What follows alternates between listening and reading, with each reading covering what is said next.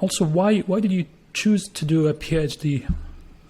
That's such a good question. So this is my 5th year. I better now know why I chose to do this. But I think this was point one. There were 2 reasons, to be very honest with you. One is this is what I always wanted to do. This was one way for me to study this and talk about this and think about this day in and day out and maybe get paid for it. So, in many ways, it's a fulfilling of what I enjoy most and what I feel comfortable talking about and asking questions about, or I'm curious about, and make a living out of it. So that was the main reason.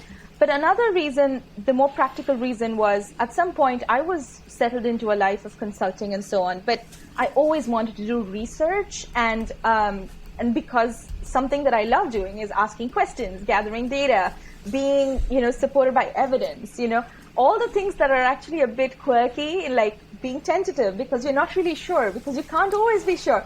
Those things I felt that, were some things that I needed to have in my life to some extent, that feeling of not knowing enough, that feeling of trying to know more. But research jobs were very hard to get without doing your PhD. So I think the 2 roads met. One is something I always wanted to do, and one is something I ended up doing that I wished I could kind of extend from there to what I always wanted to do. So I think both for practical reasons and for extraordinarily idealistic reasons, I wanted to do this, and I'm super grateful. I'm very happy with what I do. That's awesome.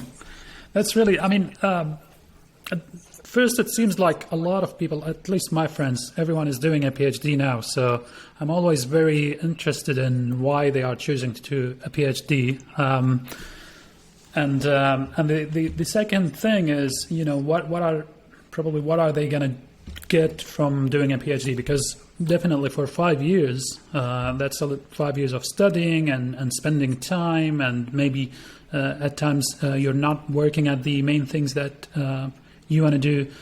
And there's always the element of you're doing the PhD, which is, a task. It's not everyone can do it, but it seems like it's easier than what people think. It's not that very challenging thing that you do. So could you tell us a little bit about when you were thinking about doing your PhD? Was that like an obstacle for you? Were you thinking about, am I actually going to succeed in it? Am I going to do the long term? Because that's the other thing about it, right? You have to have enough stamina to do the longer term thing, 5 years or 6 years. It's not an easy thing. Yeah, I wish I'd thought that much. To be very honest, I was super excited. I still am. And it's something and that's what's amazing. Something like, if you had asked me to do a PhD in computer science, I would have been like, I don't know, Mahanat, what are you talking about? I just want to leave. But I think it depends on the fields. I think you're totally right. I don't think it's easy, but I don't think it's difficult either. I think it's about, it is taxing. It is intense. And it is, every day how much you don't know. And you realize that, when you talk, all sorts of, incorrections come out. And you've got to kind of be used to the fact that sometimes you're wrong. Sometimes you're probably not as rational as you thought. So the fact that we as humans are hugely flawed is upright and center in front of my face all the time. So in a way, I think it's intense, but at the same time, I think it's doable. And I do think it's a huge commitment. It is longer than some marriages. But right, it is. It's a funny way of thinking about it. Don't scare me. I'm about to. Of course. No. It is much shorter than many.